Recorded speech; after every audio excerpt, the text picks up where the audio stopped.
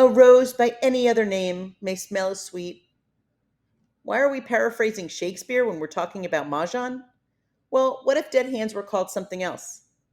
On our YouTube channel, we're going to go over dead hands in Mah Jongg League play, discuss reasons, rules, redeeming jokers, and removing the stigma. Perhaps if dead hands were called something else, then there wouldn't be such a stigma. If they were called unwinnable hands, let's break it down, discuss reasons why a hand might be dead, why you would call a hand dead, what is the procedure of redeeming jokers, and let's remove the stigma so players can realize that dead hands are part and parcel of the game. They're part of the strategy, and it's really something that it's important to understand. So let's get started. Here are several reasons why a hand may be dead.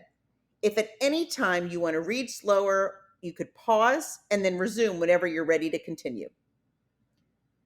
There can be too many or too few tiles. A player may have exchanged a joker improperly, so now they have too few tiles. The correct order is pick or call, rack if needed, exchange, and discard. The reason we said if needed is because if you pick the tile that could be used for an exchange, you don't need to rack.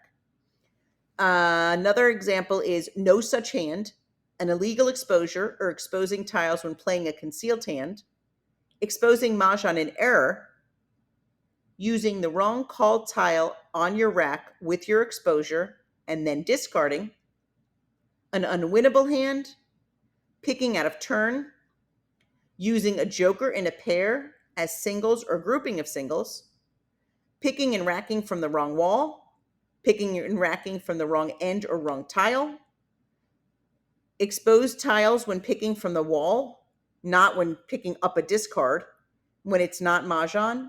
So that one might be a little confusing. Somebody had asked recently, what would happen if you pick a tile from the wall and then make an exposure? So you're not claiming. This would be a dead hand, since the only time you should expose is when you claim a tile or have Mahjong. So unless someone has Mahjong and they expose the tile from the wall, that's a dead hand. And finally, another recent issue, what about if somebody pushed out the wall prematurely, player A, and player B picked from the new wall, even though there were still tiles in the old wall? A call to the league confirmed that both players in this case would be dead. We have sent a letter to the league and will follow up when we get the answer in writing. Finally, a big important note. If you're basing the dead hand on tiles in your rack because they need those tiles for a single or a pair, that is not reason for a dead hand. You must only consider hands seen by everyone, which are hands in exposures and discards. So let's move on. So what are the reasons or the strategy to call a hand dead? By recognizing a hand is dead and calling it, remaining players have extra picks from the wall. So this can work in different ways. What if you're very close to Mahjong and you only need one or two tiles? Well, getting extra picks gives you more chances at jokers and the tiles you need. On the other hand, what if you're really far away? This is giving other players that might be close extra picks. So calling a player's hand dead is not required, and it could be a very strategic decision to do it or not to. Hey, to do or not. Shakespeare keeps coming up. Alternatively, what if you believe the player has tiles you need in hand from their passes, exposures, and discards? Postponing calling them dead may enable you to get this tile. They might have to discard it if they don't need it for their hand. When a player has a joker in exposure, postponing calling them dead may give you the opportunity to redeem this joker. This has been up for quite a debate. Tom Sloper in Sloperama discusses this on his website, and we mention it in the redeeming joker section of this video, so stay tuned. There are many rules about calling a player's hand dead and what happens after. First of all, a hand cannot be declared dead during the Charleston. The official part of the game has not begun yet. You can only call a player dead once East discards the first tile. If there are any improper things, too few tiles, too many tiles, before East discards a tile, all the tiles are thrown in, the tiles are mixed, the walls are rebuilt, and the game starts again. There's one exception, which is the player that picks their 13th tile last, if they only have 12 tiles, they can pick a tile. Otherwise, start over. Now, we know in most home games, players would probably just tell another player to pick a tile or some other type of fix, but we love to discuss the actual rules, so no matter where you play, you know the rules and can play accordingly. We're not saying we disagree with house rules. However, it's important to recognize which rules are house rules. This makes play fair across the board and lets you play wherever you are and wherever you travel. Speaking of which, if you're going on vacation or you move to a new town, we invite you to join us and post on Facebook groups Mah Jongg Community. If you put the city, state, and style you play, which if you're watching this video, it's probably National Mah Jongg League Rules, and hopefully other players will see your post and comment or give you suggestions. You can also use the magnifying glass in this group to search and find other players looking for players in the area you live or where you travel. And now back to rules about hands. A player should not announce their own hand is dead. A player should continue to play defensively until someone else calls their hand dead. This way they can force a wall game. If you announce your hand dead, it is not officially dead until another player verifies Mahjong can't be made. Now, you might be wondering, why would a player want to announce their own hand dead? Do they need to go get a cup of coffee? Do they need a break? Usually, it's because the player recognizes that the tiles in their hand could be very valuable or hot tiles for other players. And if their hand is dead, they won't throw the winning tile and have to pay double. Or if in a tournament, they won't be penalized for throwing the winning tile. Moving along. For hands that are dead because a valid mahjong cannot be made, like we just said before, verifications can only be made when an exposed hand is being played and another player can deem the hand is dead based on the fact certain tiles were discarded or in an exposure. In other words, tiles in the sloping portion of your rack do not count towards calling a hand dead for needing specific tiles. The reasoning for this is at some point you might have to discard this if you're going for your hand. So then that way their hand wouldn't be dead. It would be available to claim. Calling a player's hand dead is also known as a death declaration or a challenge. If a player declares another player's hand dead and the player disagrees, at the end of the game, the challenge is resolved. Whichever player was incorrect at the time of the challenge pays the other player 50 cents. Note, and this is very important, there should be no discussion about the hand. A simple, yes, my hand is dead, or no, it is not, is all that is needed. If a player agrees their hand is dead, what happens? At that time, they don't pick and discard, they must remain silent, and some tiles must be returned to the sloping portion of the rack, which we will explain below.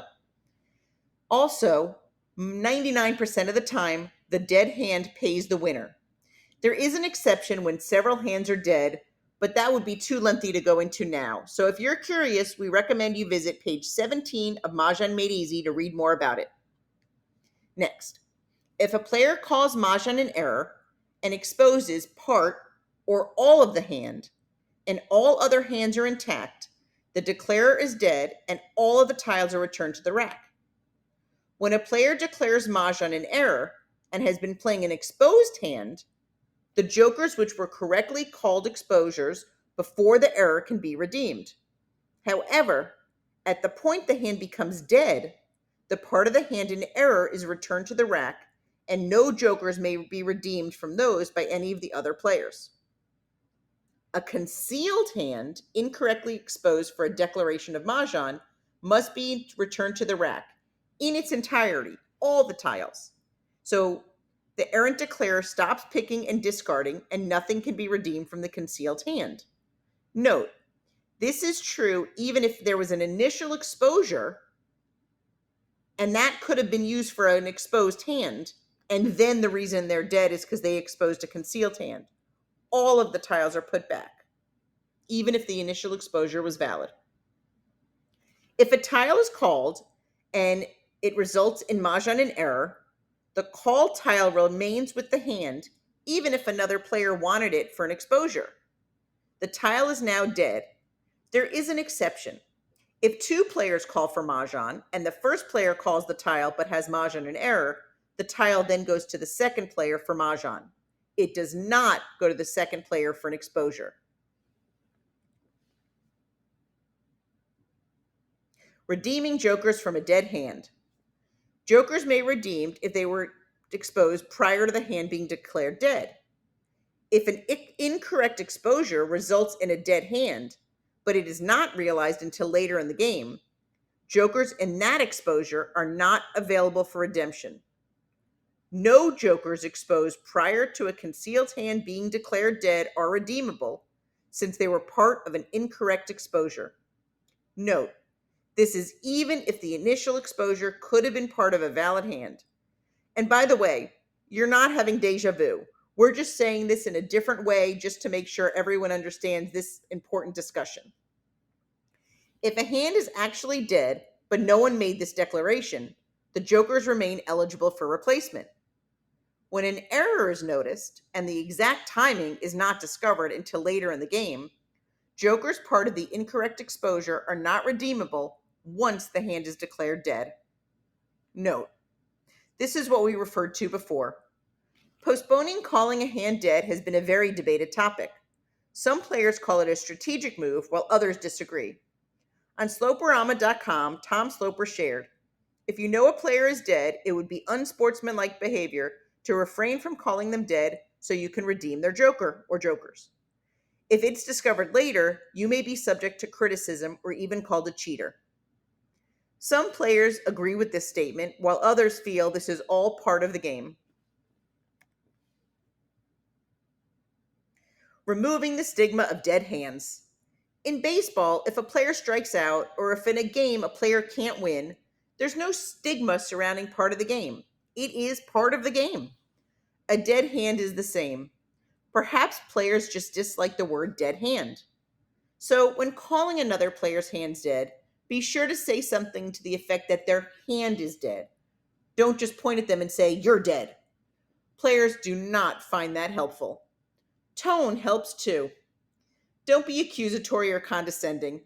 Also, some players, for lack of a better term, seem to find joy in finding another player's hand dead. If this is your group's vibe and you guys like enjoying and kidding each other, more the merrier. Unless it is, this can be very off-putting. Having a dead hand sometimes can be player error or simple happenstance. It can happen and probably has happened to all of us. We hope that this video was helpful and invite you to join us on our Facebook group if you're on Facebook at Mah Jongg Community and modernmahjong.com. On Instagram and Threads, we're Modern Mahjong as well. We appreciate your support of our woman-owned small business. We invite you to check out gifts and accessories on modernmahjong.com. We have directories, rule and strategy posts. If you're a teacher or you host drop-in games or events, please email us so we can add them to our website. Feel free to share with friends and email us at modernmahjong@gmail.com if you have other topics that you would like us to discuss next. Thanks for joining us, and we hope to see you on our Zoom soon. Have a great day.